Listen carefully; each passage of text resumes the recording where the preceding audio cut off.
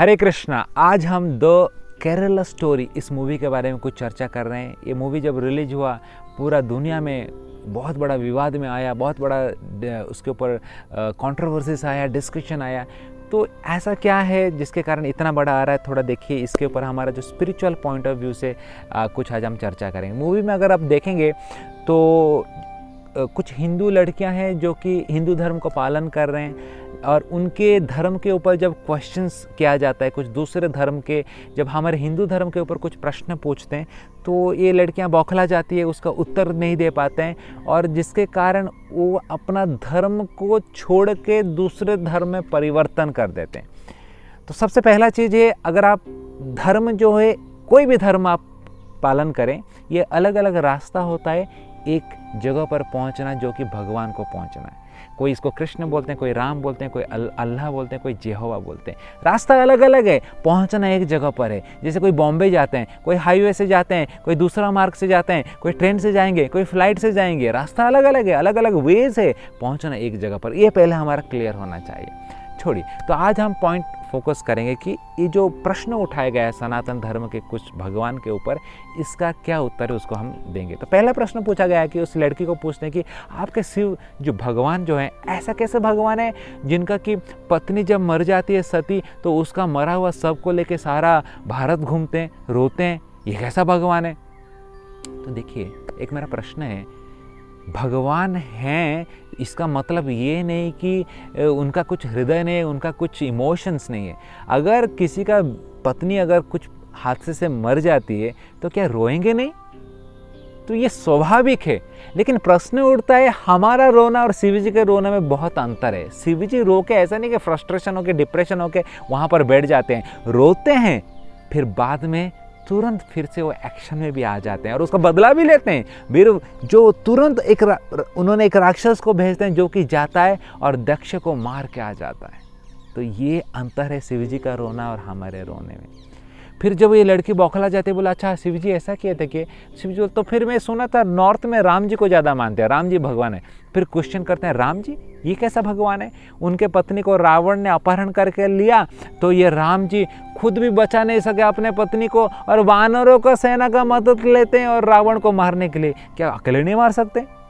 देखिए, भगवान राम अगर किसी वानरों का मदद लेते हैं तो इसमें प्रॉब्लम क्या है? देखिए, अगर आपको याद रहेगा, राम सेतु जब भगवान रामचंद्र ने बना रहे थे तो वहाँ पर हनुमान भी इतना बड़ा बड़ा पर्वत डाल रहा था और छोटा सा गिलहरी भी छोटा छोटा पर्वत डाल रहा था। तो भगवान चाहेंगे क्या एक बाण से ब्रिज नहीं बना सकते हैं क्या? तो भगवान ने जब हनुमान जी ने बोले कि गिलहरी को तुम बाजू हट जाओ, मैं डाल रहा हूँ, तो भगवान दोनों को बुलाए कि हनुमान तुम्हारा जितना शक्ति है तुम डाल रहे हो, ये गिलहरी के पास जितना शक्ति है वो डाल रही है, तो मेरे नज़र में आप दोनों समान हो। मैंने दोनों को अपना सेवा का अवसर दिया है ताकि आपको भक्ति प्राप्त हुए। इसी कारण भगवान जीव को अपने सेवा में दाखिल करते हैं। तो इतने सारे वानरों को भगवान ने लाया क्यों? ताकि उनको सेवा का एक अवसर मिले और अपने जीवन को सामर्थ्य कर पाए। नहीं तो भगवान उस रावण के हृदय में भी है परमात्मा के रूप में, चाहेंगे तो सोते सोते हार्ट अटैक करके उधर मार सकते थे। तो भगवान अपना कृपा बांटना चाहते हैं, इसलिए सभी जीवों को अपना सेवा में लगाते हैं। फिर वो लड़की बौखला जाती है, बोलते हैं अच्छा राम जी ऐसा किए थे क्या? तो मुझे लगता है कृष्ण भगवान रहेंगे, कृष्ण को बहुत मानते हैं। तो फिर ये बोलते हैं यार कृष्ण कैसा भगवान है, वो तो रासलीला करते हैं, इतने सारे लड़कियों के साथ नाचते हैं, इतने सारे गर्लफ्रेंड है, ये थोड़ी भगवान है। देखिए, भगवान का जो लीला रहता है ना, इसको हम भौतिक स्तर में देखेंगे तो ऐसा अपराध करेंगे। भगवान का लीला आध्यात्मिक स्तर में होता है। देखिए, रास लीला जो है कोई भौतिक लीला, बॉयफ्रेंड गर्लफ्रेंड के अंदर चक्कर, ऐसा कुछ नहीं है। ये एक आध्यात्मिक स्तर में लीला हो रहा है। कैसे? मैं आपको उदाहरण दे रहा हूँ। जब भगवान रास लीला कर रहे थे, गोपियों के साथ नाच रहे थे, उस समय एक गोपी जो था उसका पापा उसको छोड़ते नहीं।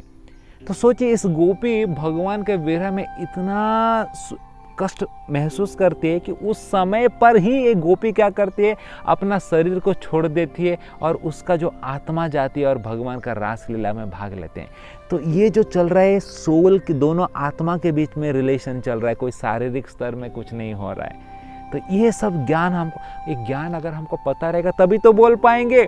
इसलिए मैं बोलता हूँ कि जो भी हम सनातन धर्म को पालन कर रहे हैं, खाली टीका सीखा लगाने से सनातन धर्म नहीं हो जानते। हमको गीता भागवत को पढ़ना भी पड़ेगा और उसको जान के अपने जीवन में उतारना पड़ेगा, तब जाके गर्व से हम बोल सकते कि मैं एक सनातनी हूँ। और जब कोई प्रश्न पूछेगा तो आप उसका उत्तर भी दे सकते हैं और आप इसको पालन कर सकते हैं। इसलिए मैं सभी जो हिंदू धर्म को पालन करते हैं आपको निवेदन करता हूँ, कृपा करके गीता को लाल कपड़े में लिपट के, उसको अगरबत्ती खाली मत दिखाइए, उसको खोलिए और उसको पढ़िए और उसको जीवन में उतारिए, तब जाके आप गर्व से एक सनातनी कहलाएंगे। और इस ज्ञान को खुद पालन कीजिए और दूसरों को भी बांटने के लिए प्रयास कीजिए। ये सबसे बड़ा संदेश हम इस मूवी से ले सकते हैं और इसको पालन कर सकते हैं, तब जाके हमारा भारत में सब लोग जो सनातन धर्म से जाना जाएगा और इस भारत में सनातन धर्म को सारा विश्व में बांट पाएगा